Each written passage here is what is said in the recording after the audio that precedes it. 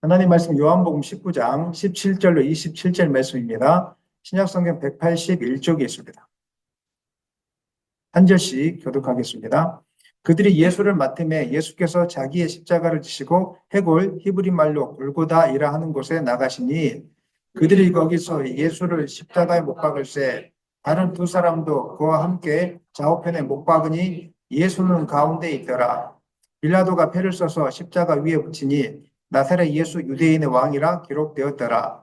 예수께서 못 박히신 곳이 성에서 가까운 거로 많은 유대인이 이 패를 읽는데 히브리와 로마와 헬라말로 기록되었더라. 유대인의 대제사장들이 빌라도에게 이르되 유대인의 왕이라 쓰지 말고 자칭 유대인의 왕이라 쓰라 하니 빌라도가 대답하되 내가 쓸 것을 썼다 하니라. 군인들이 예수를 십자가에 못 박고 그의 옷을 취하여 네 깃에 나눠 각각 한 깃씩 얻고 속옷도 취하니 이 속옷은 호지 아니하고 위에서부터 통으로 짠 것이라. 군인들이 서로 말하되 이것을 찢지 말고 누가 얻나 제비 뽑자 하니 이는 성경에 그들이 내 옷을 나누고 내 옷을 제비 뽑나이다 한 것을 응하게 하려 함이라라. 군인들은 이런 일을 하고 예수의 십자가 곁에는 그 어머니와 이모와 글로바의 아내 마리아와 막달라 마리아가 섰는지라. 예수께서 자기의 어머니와 사랑하시는 제자가 곁에 서 있는 것을 보시고 자기 어머니께 말씀하시되 여자여 보소서 아들이니이다 하시고 다 같이 또 그 제자에게 이르시되 보라 내 어머니라 하신대 그때부터 그 제자가 자기 집에 오시니라. 아멘. 하나님 말씀 제목 다 같이 읽겠습니다. 십자가 처형 뒤에 숨겨진 구원의 길. 2024년도 이제 다 저물어 가고 있고 오늘 마지막 예배입니다. 다른 본문을 가지고 말씀을 증가하는 것보다 우리가 계속 요한복음을 강의하고 있기 때문에 요한복음 속에서 우리 이 시대 가운데 주시는 하나님의 음성을 듣기를 소망합니다. 요한복음을 기록한 목적이 있습니다. 20장 31절 읽겠습니다. 오직 이것을 기록함은 너희로 예수께서 하나님의 아들 그리스도이심을 믿게 하려 함이요 또 너희로 믿고 그 이름을 힘입어 생명을 얻게 하려 함이니라. 성경 모든 본문이 그 목적이 같지만 특별히 요한복음은 예수님이 하나님의 아들이시고 메시아 그리스도이심을 우리로 하여금 믿게 하려고 하는 것이고 또 예수를 믿어서 영생을 얻게 하려고 한다 이야기를 하고 있습니다. 기록한 목적. 그러니까 요한복음 1장부터 마지막 장까지는 예수에 대해서 예수가 이런 분이고 예수가 하나님의 아들이시니까 분명하게 믿어라 이야기를 반복적으로 이렇게 하고 있습니다. 왜 이렇게 반복적으로 하고 있습니까? 한 번만 하면 되지. 왜 이렇게 반복적으로 하고 있습니까? 안 믿으니까.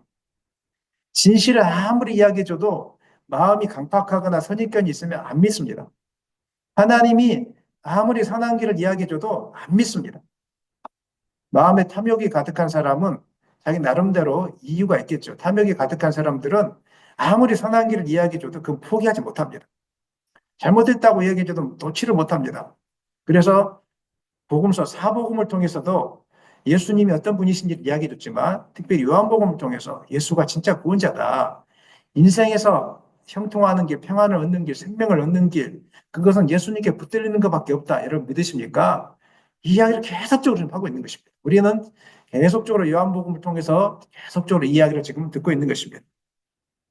오늘 본문에 기록된 예수님이 신문을 받고 십자가 위에 달리신 사건, 이런 것들을 볼 때 우리는 일반적으로 겉으로 보여지는 그 현상들만 바라보면서 묵상을 하는 경우들이 많습니다. 십자가를 생각할 때 어떤 묵상들을 많이 하십니까? 아, 예수님이 참 고난을 심하게 받으셨구나.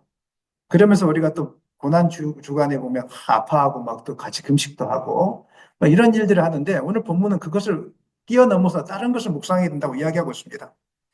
우리의 죄가 이렇게 심각하구나 이것도 필요하지만 중요한 것은 십자가에서 고난받으시고 죽으시고 이 모든 과정조차도 예수가 그리스도이심을 증명하고 있다는 것을 오늘 본문이 이야기하고 있는 것입니다. 고난이 힘들다 이것이 아니라 봐라 이 모든 과정과 절차 속에서는 예수가 그리스도이실 수밖에 없는 그 증거들이 존재하고 있다는 것을 하나님께서 사도 요한을 통해서 오늘 우리에게 지금 말씀하고 있는 것입니다. 그래서 제가 오늘 본문 제목을 십자가 처형 뒤에 숨겨진 구원의 길 이렇게 이야기하고 있습니다. 적어봤습니다. 오늘 본문 내용을 요약하면 이렇습니다. 예수님은 자신이 십자가에서 못 박힐 장소인 골고다 해골의 장소로 이제 십자가를 직접 지시고 가십니다. 예수님 양쪽에 좌우편에 행악자들이 강도라고 이야기하죠. 십자가 처형을 받기 합당한 자들이 이제 같이 달려 있었습니다. 그리고 예수님이 가운데 있었고 이때 예수님의 십자가 위에 죄패가 있었는데 그 명패에 유대인의 왕 나사렛 예수라고 이렇게 제표를 붙였습니다. 이 말은 세 가지 언어로 기록되었습니다. 히브리어, 로마어, 그리스어. 로마어는 라틴어라고 이야기하고 그리스어는 헬라어라고 또 이야기하기도 합니다. 그러니까 그렇게 이해하시면 될 것 같습니다. 그래서 이것을 유대 종교 지도자들, 제사장들이 불만을 제기했습니다. 유대인의 왕이라고 하지 말고 자칭이라고 앞에 붙여줘라. 그러니까 빌라도가 아니다. 그냥 유대인 왕으로 하겠다. 이렇게 하게 되는 거죠. 그리고 십자가 아래에서는 무슨 사건이 있었냐면은 그 군병들이 예수님의 옷을 나눠 갖는 일들이 있었습니다. 그 다음에 예수님의 어머니 마리아와 이모와 그다음에 글로바의 아내 마리아와 막달라 마리아 제자인 사도 요한이 그 밑에 있었고 사도 요한에게 어머니를 부탁합니다. 그리고 사도 요한 어머니에게는 사도 요한 아들처럼 여겨달라고 이렇게 부탁하는 장면이 오늘 본문의 주된 내용이라고 볼 수 있겠습니다. 이야기만 보면은 그냥 우리가 알고 있는 이야기입니다. 하지만 영적인 눈을 열어보면은 주님은 이 모든 사건들을 통해서 무엇을 이야기하고 있냐면 예수님만이 구원의 길이다. 아멘입니까? 이야기를 복합적으로 반복적으로 하고 있다는 것입니다. 17절 읽겠습니다. 그들이 예수를 맡음에 예수께서 자기의 십자가를 지시고 해골 히브리 말로 골고다이라 하는 곳에 나가시니 요한복음 오늘 19장 17절 말씀에서는 세계복음, 마태복음, 마가복음, 누가복음을 같은 내용을 담고 있죠. 하는데 거기에는 자기의 십자가라는 단어가 등장하지 않습니다. 근데 요한복음에만 자기의 십자가를 예수님이 지고 가신다 이렇게 이야기하고 의미가 있겠죠. 왜 그랬는지, 왜 자기의 십자가를 지고 간다고 표현했을까요? 자기의 십자가 생각하면 어떤 느낌이 드십니까? 세계복음서에는 고난받으시고 어려움을 당하신 그 십자가에 달리신 예수님을 바라볼 때 연약한 육신을 입고 오신 고난의 종으로 오신 예수님에 대해서 우리가 보통 묵상하고 있지 않습니까? 자기의 십자가는 어떤 뉘앙스가 있습니까? 당당한 느낌이 있지 않습니까? 내 십자가 지고 가겠다. 이건 나의 사명이다. 오늘 이 땅에 많은 분들이 고난을 당하고 있는데 어떤 분들은 조그마한 고난 앞에서도 내가 왜 이런 고난을 당해야 되냐고, 내가 왜 이런 상황이 접해야 되냐고 이런 분들이 있는가 보면은 또 어떤 분들은 이런 고난조차도 하나님이 허락하신 것이라면 내가 당당하게 받아들이겠습니다. 이렇게 하시는 분이 있거든요. 지금 사도 요한은 예수님의 십자가를 바라볼 때 투자를 이야기하고 있는 것입니다. 이건 내가 지고 갈 십자가다. 당당한 십자가다. 이렇게 지금 이야기하고 있는 것입니다. 그래서 십자가에는 구원자로서 이 땅에 오신, 그래서 당당하게 가야 되는 이 예수님의 사명의 십자가에 대해서 이야기하고 있는데 예수님은 요한복음을 통해서 이 사명과 하나님의 뜻과 그 사명에 순종하는 이야기에 대해서 반복적으로 이야기하고 있습니다. 요한복음 4장 34절 한번 읽어보겠습니다. 예수께서 이르시되 나의 양식은 나를 보내시는 이의 뜻을 행하며 그의 일을 온전히 이루는 이것이니라. 예수님은 항상 목적이 있었습니다. 이 땅에 오신 목적이 자기의 뜻을 이루지 않았습니다. 말 한마디 할 때도 자기가 하고 싶은 말 하지 않았습니다. 기적을 이룰 때도 자기가 하고 싶은 기적을 행하지 않았습니다. 오직 하나님께 물어보고 하나님이 원하시는 것을 이렇게 했다는 것을 요한복음을 통해서 우리가 계속 묵상해오고 있습니다. 그래서 예수님은 나의 뜻을 행하기 위해서 오신 것이 아니라 하나님의 뜻을 행하기 위해서 이 땅에 오셨다 이렇게 하고 있는데 하나님의 뜻이 무엇입니까? 요한복음 10장 10절 시작. 도둑이 오는 것은 도둑질하고 죽이고 멸망시키려는 것뿐이요 내가 온 것은 양으로 생명을 얻게 하고 더 풍성히 얻게 하려는 것이라. 예수님이 이 땅에 오신 목적은 여러분들에게 생명을 주기 위함이고 조금 더 확장시키면 여러분 행복하게 잘 살게 하기 위함이라는 것을 기억하시길 바랍니다. 많은 열매를 풍성한 열매를 맺게 하기 위해서 이 땅에 오셨습니다. 그런데 풍성한 열매를 맺으려면 어떻게 해야 됩니까? 17절, 10장 17절 읽겠습니다. 내가 내 목숨을 버리는 것은 그것을 내가 다시 얻기 위함이니 이로 말미암아 아버지께서 나를 사랑하시느니라. 우리가 풍성한 삶을 사는 비결은 한 가지밖에 없습니다. 우리 가운데 있는 죄의 문제가 해결되어져서 하나님과의 관계가 풀려질 때, 관계가 회복되어질 때 우리가 풍성한 삶을 살 수 있습니다. 이 땅에 많은 사람들이 마음이 아픈 사람들이 많이 있습니다. 그 마음을 어떻게 치료합니까? 약을 먹는다고 치료가 되겠습니까? 상담을 받으면 치료가 되겠습니까? 당장은 치료가 되는 것처럼 보여집니다. 근데 집에 돌아가면 또 마찬가지입니다. 왜냐하면 환경이 안 바뀌었기 때문에. 오늘 여러분들이 이곳에서 막 은혜를 받지만 집에 돌아가면 마찬가지인 이유는 환경이 안 바뀌어서 그런 것입니다. 또 같이 똑같이 마주해야 될 사람들이 있고 또 얼굴 보기 싫은 사람 계속 봐야 되는 것이고 또 집에 들어가니까 또 돈 빚 문제도 있고 여러 가지 문제들이 있기 때문에 마음의 기쁨이 없는 것입니다. 그런데 하나님과의 관계가 회복되어지면 약속 때문에 하나님이 주신 약속 때문에 내 안에 영원한 생명이 있기 때문에 우리는 소망 가운데 살아갈 수가 있습니다. 감옥에 있는 사형수는 소망이 없습니다. 이 사람에게 아무리 돈을 많이 주고 먹을 것을 많이 준다고 해서 기쁘지 않습니다. 이 사람에게 유일한 소망이 있는데 사형에서 면제되는 것입니다. 바로 우리가 죄가 사함받는다는 것이 바로 여기 있습니다. 하나님과의 관계가 회복되어지면 여러분 이 땅은 살만한 세상이 될 것입니다. 하나님과의 관계가 회복되어지면 예수님이 자기 십자가를 지고 가셨던 것처럼 어떤 고난도 내가 감당하겠습니다. 어떤 아픔도 감당하겠습니다. 당당하게 이 땅을 우리가 살아갈 수 있게 되는 것입니다. 오늘 본문이 그 이야기를 하고 있는 것입니다. 그래서 하나님 앞에서 하나님의 뜻에 순종하기 위해서 내가 왔는데 내가 이 십자가를 져야만이 온 땅의 모든 민족이 구원을 얻고 행복하게 살 수 있기 때문에 나는 당당하게 고난의 십자가, 희생의 십자가를 내가 지고 가겠다. 자기 십자가를 지고 간다고 오늘 사도 요한이 기록하고 있는 것입니다. 그러므로 십자가는 조건 없는 하나님의 사랑을 우리에게 나타내 보여주고 있는 것입니다. 하나님은 우리가 하나님 말씀에 순종할 때도 우리를 사랑하시지만 우리가 하나님을 순종하지 않을 때도 하나님 말씀에 순종하지 않을 때도 우리가 하나님을 사랑하지 않을 때도 여전히 우리를 사랑하고 계신 분이라는 이 사실을 기억하시기를 바랍니다. 가능성이 없는 실패한 자들을 내가 반드시 살리고야 말겠다. 이 하나님의 열정이 예수님의 십자가 위에 있다는 것입니다. 그렇기 때문에 여러분 인생을 보면서 나는 가능성이 없어. 나는 인생이 끝났어. 공부도 안 돼. 직장도 안 돼. 건강도 안 돼. 이럴 때마다 여러분 스스로 가능성이 없다라고 하지 마시고 나는 가능성이 없는 존재지만 예수님이 나를 살리기 위해서 이런 열정을 보여주셨어. 그러면 내가 예수님 믿고 나아가면 하나님이 나를 살려주실 거야. 믿으십니까? 하나님을 바라는 소망 가운데 달려가면은요, 실패가 아니라 실패가 또 다른 기회가 될 것을 여러분 믿으시기 바랍니다. 우리는 일어날 수 있습니다. 왜냐하면 하나님이 함께 계시기 때문에 가능성이 없는 자를 살리기 위해서 예수님이 이 땅에 오셨는데, 그러면 이 땅에 아무리 실패하고 소망이 없는 것처럼 보여질지라도 하나님 우리를 세워주지 않겠습니까? 이 사실을 붙들고 내년에도 굳건하게 일어나시기를 예수님의 이름으로 간절히 축원합니다. 우리를 구원하기 위해서 자기의 십자가를 지신 예수님 옆에는 두 명의 행악자, 강도가 달려 있다고 말씀드렸죠. 우리 18절 한번 읽겠습니다. 18절. 그들이 거기서 예수를 십자가에 못 박을새 다른 두 사람도 그와 함께 좌우편에 못 박으니 예수는 가운데에 있더라. 예수님은 홀로 십자가 위에 달릴 수 있었습니다. 그렇죠? 그런데 성경은 신기하게 양쪽 좌우편에 강도를 달리게 했다고 하고 있습니다. 우연히 그랬을까요?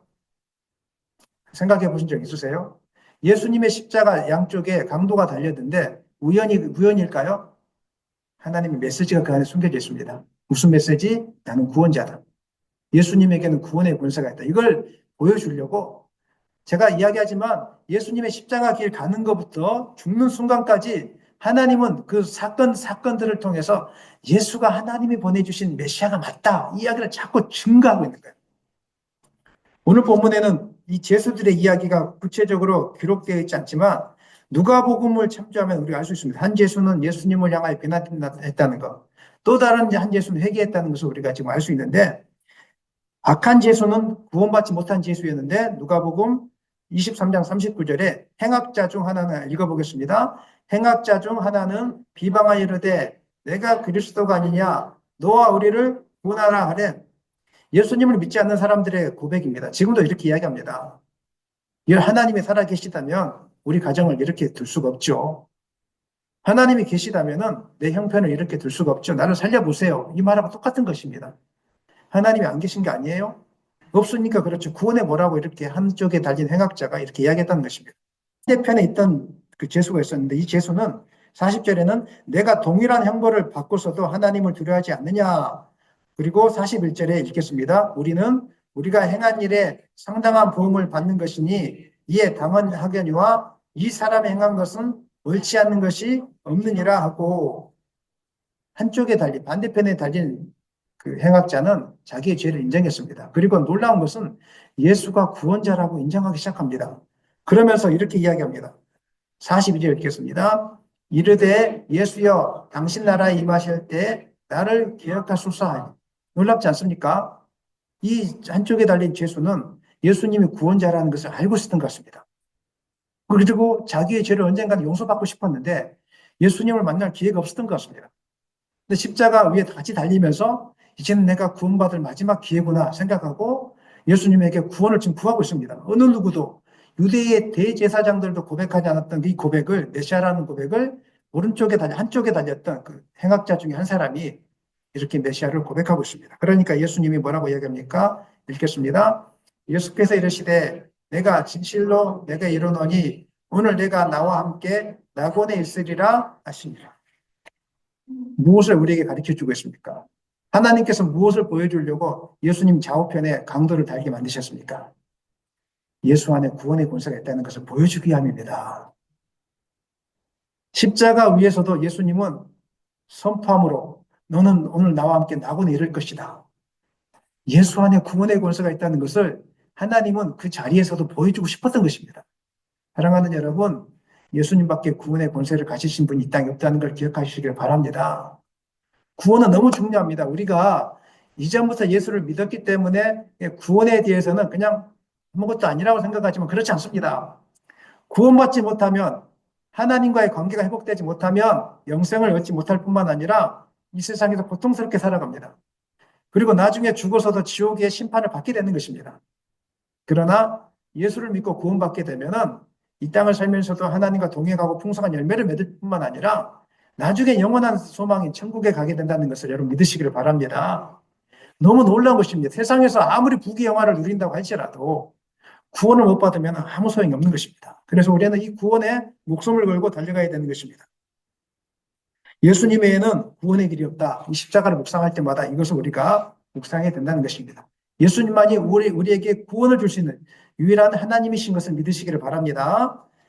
그 다음으로 우리가 살펴봐야 될 것이 있는데 십자가 위에 달린 명패입니다. 명패. 명패를 여러분 그냥 지나가고 있잖아요. 우리가 보통 명패에 대해서 누가 구체적으로 이야기해 주신 거 들어보신 적 있으세요? 명패는 그냥 유대인의 왕이다 이 정도 하고 넘어갔죠 그동안. 근데 이 안에도 하나님의 메시지가 있다는 거예요. 19장 19절로 22절 읽겠습니다. 빌라도가 회를 써서 십자가 위에 붙이니 나사렛 예수 유대인의 왕이라 기록되었도다. 예수께서 못 박히신 곳이 성에서 가까운 거로 많은 유대인들이 이 패를 읽는데 히브리와 로마와 헬라말로 기록되었더라. 유대인의 대제사장들이 빌라도에게 이르되 유대인의 왕이라 쓰지 말고 자칭 유대인의 왕이라 쓰라 하니 빌라도가 대답하되 내가 쓸 것을 썼다 하니라. 원래 명패라는 것은요, 죄명을 기록하는 것입니다. 십자가 처형 다를 때 위에다가 죄명을 기록해요. 무슨 죄가 있다, 무슨 죄가 있다 이렇게 죄명을 기록하는데 그 빌라도가 나사렛 예수 유대인의 왕이라고 기록하니까 이것이 이치에 맞지 않았던지 대제사장들이 수정을 요구합니다. 자칭이라고 넣어달라. 자칭이라고 넣어달라. 그러니까 빌라도가 아니다 이렇게 이야기합니다. 아마 대제사장들은 거기다가 반역자, 신성모독자, 무슨 사기꾼 이렇게 적기를 원했던 것 같습니다. 그런데 빌라도는 안 하겠다 이렇게 이야기합니다. 왜냐하면은 빌라도가 예수님을 신문하는 과정 속에서 또 아내의 꿈을 통해서 범상치 않은 신성한 능력을 가진 신적인 능력을 가진 사람이다.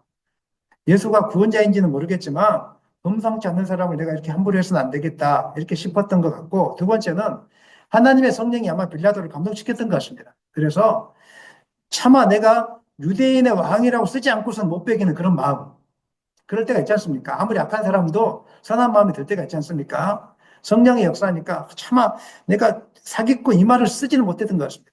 그래서 모든 환경 속에서 성령이 빌라도에게 역사하니까 빌라도를 통해서 유대인, 자칭 유대인의 왕이 아니라 나사렛 예수 유대인의 왕이라고 몇 개국어로 썼다고요?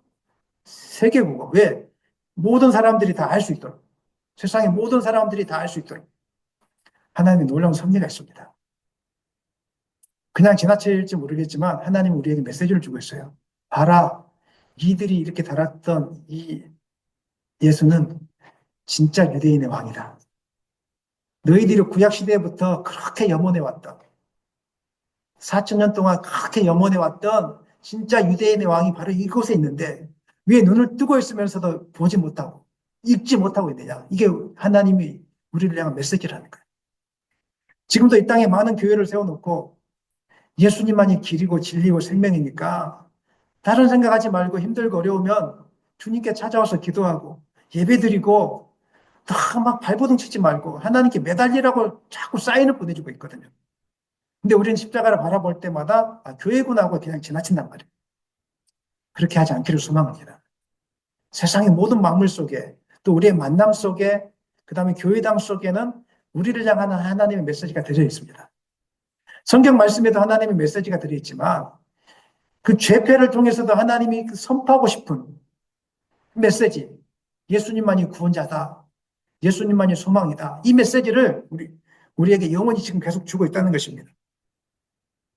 어떤 사람은 이 날이 예수님이 십자가에 못 박힌 이 날이 죄인의 처형식이 아니라 왕의 대관식이다. 이렇게 하시는 분이 있습니다. 맞는 것 같습니다.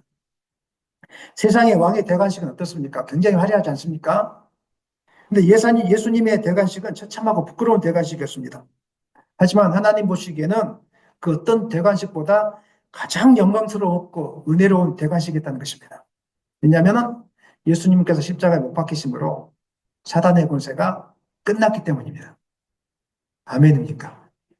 이전에 사단의 권세를 이기지 못해서 끌려다녔던 이 백성들, 저주 가운데 끌려다녔던 백성들이 이제 예수님께서 십자가에 못 박히심으로 진정한 구원자로서 등극받는 그 왕의 대관식이기 때문에 하나님은 너무 기뻐하셨다는 것입니다. 골로새서 2장 13절로 15절 읽겠습니다. 또 범죄와 육체의 무할례로 죽었던 너희를 하나님이 그와 함께 살리시고 우리의 모든 죄를 사하시고 우리를 거스르고 불리하게 하는 법정으로 쓴 증서를 지우시고 지하여 버리사 십자가에 못 박으시고 통치자들과 권세들을 무력화하여 드러내어 구경거리로 삼으시고 십자가로 그들을 이기셨느니라. 예수님이 십자가에 달리셨을 때 사람들은 실패했거나 무기력하거나 이렇게 봤을지 모르겠습니다. 그런데 하나님 그렇게 생각하지 않습니다. 예수님이 십자가에 달리시는 것은 이제 승리의 신호탄이다. 승리의 신호탄이다. 왕으로서 이제 하나님 보좌 우편에 앉으셔서 이 땅을 통치하는 왕으로서의 등극한 대관식이다. 하나님 그렇게 보신 거예요. 이것을 우리는 뭐라고 이야기하냐면 우리가 아는 단어로 아이러니라는 거 이렇게 얘기합니다. 아이러니 뜻이 무엇입니까? 생각했던 것 밖에, 예상 밖의 결과가 주어졌을 때 아이러니 이렇게 이야기합니다. 나는 이 길로 가면 실패할 줄 알았는데, 나중에 실패한 길인 줄 알았는데, 뒤에 돌아보니까 성공의 길이었던 거예요. 그런 인생의 길이 많죠. 나는 이 직장에 들어가면 실패한 건 줄 알았어요. 남들은 좋은 직장 갔는데. 근데 좋은 직장 갔는데 그 직장이 오히려 실패하는 길이었고, 안 좋은 직장이라고 생각했는데 그 직장이 성공하는 길이에요. 그걸 인생에 뭐라고 이야기한다고요? 아이러니라고 하는 거예요. 오늘 십자가는 세상 사람들이 볼 때 아이러니예요. 세상 사람들이 볼 때는 실패한 거예요, 완전히. 그런데 하나님 볼 때는 승리의 길이고 성공의 길인 것입니다. 아멘입니까? 이 사인을 우리에게 지금 보여주고 있는 것입니다. 그래서 우리에게 믿음의 눈을 여는 것이 필요한 것입니다. 성경을 읽어도 믿음의 눈을 열지 않으면 졸리기만 합니다. 하나님의 섭리가 보이지 않기 때문에 그냥 재미가 없습니다. 그런데 믿음의 눈이 열려지면 성경이 재밌습니다. 그 안에 하나님의 계획이 있고 섭리가 있기 때문에 그렇습니다. 열왕기 왕들의 이야기를 읽다 보면 재미 하나도 없습니다. 맨날 뭐 실패하고 넘어지고 뭐 간음하고 죄짓고 이런 이야기만 있으니까. 그런데 그 안에 그럼에도 불구하고 구원의 역사를 이루어 가시는 실패 가운데서도 우리를 포기하지 않으시는 하나님의 섭리를 묵상하면요. 은혜가 막 넘치기 시작합니다. 그 창세기부터 읽어 나갈 때 아브라함 이삭을 바치는 사건뿐만 아니라 어떤 사건 속에서 이미 메시아를 계획하시고 우리를 향한 하나님의 사건들을 묵상하기 시작하면은요, 그다음부터 은혜가 막 철철 넘치기 시작하는 것입니다. 성경에는 실패한 것처럼 보이지만 그것이 구원의 길이고 은혜의 길이었다는 것을 보여주는 사건들이 많이 존재합니다. 여러분 아시는 것처럼 요셉이 애굽으로 팔려갔을 때는 실패한 길 아니겠습니까? 인간적으로. 근데 하나님은 이것을 바꿨습니다. 역전시켰습니다. 아이러니로 만들었습니다. 어떻게요? 이스라엘은 모든 백성들을 구원하기 위한 하나님의 도구로 그렇게 하셨다라고 요셉의 입을 통해서 이렇게 하게 고백하게 만드셨던 것입니다. 열왕기 하에 보면은 아람 군대가 엘리사를 죽이려고 이제 도담성을 포위하게 됩니다. 도담성을 포위하고 있는데 그 엘리사의 사환이 우리 죽게 되었다고 이제 막 그렇게 이야기합니다. 그러니까 엘리사가 이렇게 기도하죠. 하나님, 사환의 눈을 열어달라고. 기도하니까 사환의 눈이 열리니까 불말과 불병거가 보였습니다. 불말과 불병거가 무엇을 상징한다고 제가 말씀드렸습니까? 전투하는 뭐 군사를 상징하는 것이 아니라 하나님의 임재를 상징한다. 그래서 엘리야도 하늘로 올라갔을 때 불말과 불병거가 보였다. 무슨 뜻이라고요? 하나님의 임재, 함께하심을 상징하는 것이 바로 불말과 불병거입니다. 하나님 불로서 임하신다. 이것도 하나님의 임재하심, 함께하심을 상징하시는 것인데 이것들이 눈에 보이기 시작했다는 것입니다. 하나님의 눈을 여니까. 사랑하는 여러분, 믿음의 눈을 열기를 소망합니다. 믿음의 눈을 열면 오늘 하나님이 여러분과 함께 하신다는 것들이 보여지게 될 것이고 절망의 자리가 절망의 자리가 아니라 새로운 아이러니를 만들기 위한 하나님의 계획이라는 것을 보게 될 것입니다. 하나님이 함께 계시는 곳에는 실패가 존재하지 않습니다. 믿으십니까? 위기가 우리에게 또 다른 기회가 될 수 있는 것입니다. 이 사실을 기억하시길 바랍니다. 제가 세종시 내려왔을 때 아무것도 없이 내려왔을 때 절망뿐이었습니다. 근데 저는 절망을 선포하지 않고 하나님이 하실 것이다. 또 다른 만남을 주실 것이다. 그랬더니 하나님께서 새로운 만남들을 계속 허락해 주셨습니다. 아이러니를 만드셨던 것입니다. 역전시켰던 것입니다. 제가 세종시에서 개척하지 않았다면 이렇게 훌륭한 우리 집사님 가정, 우리 아이들 어떻게 만날 수 있었겠습니까? 하나님께서 실패라고 여겨지는 그 세종시 땅에 보내서 아무것도 없는 세종시 땅에 보내서 아파트에서부터 교회를 하게 만들었더니 8년이 지난 지금 하나님이 놀라운 만남들을 허락해 주셨다는 것입니다. 그러므로 이제 올해를 마무리하고 내년을 시작하면서 인생의 아이러니를 만드실 하나님을 바라보시기를 소망합니다. 절대 실망하지 마시고 한번 저를 따라 하시죠. 하나님이 함께 하시면 아이러니를 만드십니다. 그런 역사가 있기를 소망합니다. 옆에 분에게 축복하십시다. 하나님이 함께 하시면 역전됩니다. 하나님이 함께 하시면 역전됩니다. 저는 우리나라가 지금 정말 상황이 혼란스럽습니다. 이 혼란스러운 상황만 보면서 가장 속상한 게 뭐냐면 왼쪽에 있는 분들은 왼쪽만 자꾸 주장하시고 오른쪽에 있는 분들은 오른쪽만 주장하시고 참 속상할 때가 많아요. 목사님들도 왼쪽 편에 서신 분들은 왼쪽 편만 자꾸 주장하시고 오른쪽에 서신 분들은 오른쪽만 주장하시는데 이 인생의 아이러니를 모르고 있어요. 하나님의 뜻이 무엇일까? 왜 이렇게 우리나라를 혼란스럽고 복잡하게 만들까? 하나님도 사탄을 사용하시잖아요. 아멘이니까. 사탄이 악을 행하게 내버려 두시잖아요. 그걸 통해서 백성을 심판하게 하시든지 무슨 사인을 주시는 것이잖아요. 저는 여러분들이 이 나라가 혼란스러운 이 모습을 보면서 대통령이 탄핵돼야 된다, 탄핵되지 말아야 된다 이런 시비에 말리지 않았으면 좋겠습니다. 그것조차도 하나님께 달려 있습니다. 아멘이시죠? 우리는 그 뒤에 있는 것을 봐야 됩니다. 이 혼란스러운 상황을 통해서 아이러니를 만드실 하나님, 교회를 새롭게 하실 하나님, 민족을 새롭게 하실 하나님, 젊은이들을 다시 세우실 하나님, 이런 시대 정신을 잃어버린 나라라고 하지 않습니까? 모든 이 땅의 젊은이들과 사람들이 오직 주식에 몰입하고 있습니다. 오직 부동산에 몰입하고 있습니다. 시대 정신을 잃어버리고 돈만 되는 거라면 다 가는 거. 이런 모든 상황 속에서 이 세상의 가장 큰 소망이 무엇이냐? 영적인 데 관심 갖기를 소망합니다. 그래서 저는 이 어려운 상황 속에서 목사님들이 이쪽 편에 서서 막 구호를 외치고 저쪽 편에 서서 구호를 외치고 이거는 그냥 아주 1, 2차원적인 것이라고 저는 생각하고 그 뒤에 있는 하나님 이번 기회를 통해서 인생의 우리나라를 새롭게 하실 하나님을 보게 하여 주십시오. 시대 정신을 주실 하나님을 바라보게 하여 주십시오. 이 땅에 소망이 있는 것이 아니라, 대통령 한 사람에게 소망이 있는 것이 아니라 우리나라의 소망은 하나님밖에 없다는 이 고백을 목사님들의 입술을 통해서 선포되게 하여 주십시오. 단순히 하나님 지도자를 위해서 기도해 주십시오. 이런 고백이 아니라 이 땅의 모든 민족이 대통령을 세워놨더니 아무 소용이 없구나. 카리스마 있는 대통령 세워놨더니 아무 소용이 없구나. 대통령에게 소망이 있는 것이 아니라 오직 우리의 구원자 되신 예수님에게 소망이 있고 우리의 생명의 근원 되신 하나님께 소망이 있구나. 이 메시지를 선포하는 우리나라 목사님 되기를 소망합니다. 이것이 바로 십자가 명패에 달린 하나님의 뜻이고 이 땅의 혼란 속에서도 인생의 아이러니를 만들기 위한 그래서 이 땅에 메시지를 주기 위한 하나님의 뜻이라고 생각합니다. 사랑하는 여러분, 인생의 우리나라의 혼란 속에서 이 혼란을 멈추어 달라는 기도도 필요하지만 온 민족이 하나님만이 구원의 길이구나. 예수님만이 구원의 길이구나. 이것을 고백할 수 있기를 그렇게 기도할 수 있기를 예수님의 이름으로 간절히 축원합니다. 또 한 가지 우리가 마지막으로 집중해 봐야 될 것이 있는데 십자가 주변에 십자가 밑에서 일어났던 사건도 예수님이 구원자구나 이 메시지를 우리에게 허락해 주고 있어요. 보여주고 있어요. 19장 23절 24절 읽겠습니다. 군인들이 예수를 십자가에 못 박고 그의 옷을 취하여 네 깃에 나눠 각각 한 깃씩 얻고 속옷도 취하니 이 속옷은 호지 아니하고 위에서부터 통으로 짠 것이라.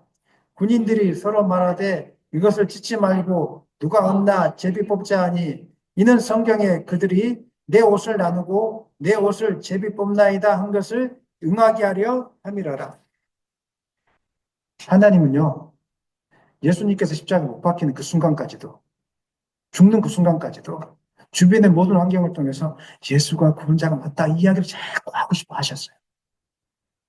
그래서 밑에 군인들이 옷을 나눠 찢는 거 이거 아무것도 아니잖아요. 무시할 수 있는 장면이지 않습니까? 그렇지 않습니까? 우리가 와서 점심 때 밥 나눠 먹는 거 혹은 제가 어떻게 보면 저기 뭐죠? 설교 준비하다가 좀 실수하고 이런 거 우리가 볼 때는 그냥 넘어갈 수 있는 거잖아요. 근데 하나님은 그것조차도 사인을 심어 놓으셨어요. 예수가 구원자가 맞다. 무슨 사인입니까? 시편 28편 18편에 18절에 시편 22편은 예수님이 메시아로 예언되어 진 시편이라고 보통 해석되어지고 있습니다. 고난받을 메시아에 대해서 시편 22편 집에 가서 읽어보시기 바랍니다. 앞으로 메시아가 오시는데 유대인들은 메시아를 해석할 때 축복의 메시아, 이 땅에 왕으로 오실 메시아, 승리의 메시아만 이야기했어요. 그러니까 예수님이 오셨을 때 가난한 자들과 함께하고 고난의 종으로 오는 것을 이해를 못했던 거예요. 근데 시편 22편에는 고난의 종으로 오신 메시아에 대해서 분명하게 이야기하고 있어요. 그때 뭐라고 이야기하고 있냐면 내 겉옷을 나누며 속옷을 제비 뽑나이다 이렇게 예언되어 있어요. 이게 바로 오늘 밑에서 지금 사도 요한이 똑같이 기록하고 있어요. 이 예언이 성취되어졌다. 무슨 말을 하려고 한다고요? 예수가 하나님이 보내신 메시아가 맞다. 성경을 모를 때는 우리가 모든 것을 그냥 지나가지만 모든 인생의 모든 부분에는 하나님의 사인이 있습니다. 그거는 무슨 사인이냐면 하나님께로 돌아오라는 사인. 하나님만이 우리의 모든 문제를 해결할 수 있는 분이라는 이 사인을 보시기를 소망합니다. 저희는 은빛교회를 보면서 여러분들 하나님 우연히 은빛교회에 보내주셨을까요? 사인이 있는 거예요. 사명이 있어요, 여러분 안에. 이것을 보기를 소망합니다. 그냥 왔더니, 더운 날 왔더니 그냥 십자가 이야기, 아는 이야기 또 하고, 이야기 그렇게 듣지 마시고, 나를 향한, 여러분을 향한 하나님의 메시지가 순간순간마다 있다는 거예요. 이것을 못 들으면요, 못 발견하면 계속적으로 발견하게 하나님이 이끌어 가실 거예요. 계속적으로. 어떤 분들은 끊임없이 사고가 나시는 분들이 있어요. 아이고, 재수없네. 이렇게 하면 안 돼요. 하나님 메시지가 있어요. 하나님 메시지가 있어요. 내게로 돌아오라는 메시지가 있고, 이제 사명자의 길에 서라는 메시지가 있어요. 갑자기 어느 날 무엇인가 또 형통할 때가 있어요. 그러면 그것조차도 그냥 지나가지 마세요. 하나님 메시지가 있어요. 우리나라가 지금 혼란스럽지 않습니까? 그냥 지나가지 마세요. 하나님 메시지가 있어요. 그건 여러분만이 아는 메시지예요. 하나님은 밑에 제비 뽑는 거 이것조차도 그냥 지나가지 않으시고 다 예언해 넣으시고 마지막까지 예수가 구원자가 맞다. 예수가 구원자가 맞다. 오늘 하나님 여러분에게 복 주시길 원하고 있습니다. 믿으십니까? 순간순간마다 끌어내고 있어요. 지금 자꾸 이렇게 막 끌어내고 있고 사인을 주고 있는데 이 사인을 볼 수 있는 눈이 열려지기를 소망합니다. 가만히 있지 마세요. 그냥 나는 어쩔 수 없어. 그냥 당연한 거지 뭐 어쩔 수 없는 거지 이렇게 하지 마세요. 사인을 보시고 순종하시기를 원합니다. 사인을 보시고 순종하시기를 원합니다. 십자가 뒤에는 예수가 그리스도다. 오직 구원의 길은 예수님밖에 없다. 이 이야기를 우리에게 하고 있는 것입니다. 오늘에도 마무리하시고 또 내년을 새롭게 맞이하면서 마음의 강팍한 마음들을 다 내려놓으시고 가장 여러분을 힘들게 하는 것은 선입견입니다. 교회에 한 번 와봤고 두 번 와본 다음에 이 교회는 있을 곳이 아니야. 혹은 또 오늘도 여러 가지 일들 때문에 선입견 때문에 여러분 마음을 닫거나 이렇게 하지 않았으면 좋겠습니다. 마음을 다 열어놓으세요. 한번 저를 따라 하시죠. 모든 환경은 하나님께서 은혜 주시기 위해서 만들어 놓은 환경이다. 이렇게 바라볼 수 있다면 기쁨이 될 것입니다. 선입견, 이건 안 돼. 내가 경험해 봤는데 이건 그거 아니야. 이렇게 해버리면 안 됩니다. 마음을 여시고 넓게 바라보시고 믿음을 눈을 여시면 여전히 나를 구원의 길로 인도하시는 하나님의 메시지가 있게 될 것입니다. 이 메시지를 발견하시고 순종한 여러분 되시기를 예수님의 이름으로 간절히 축원합니다.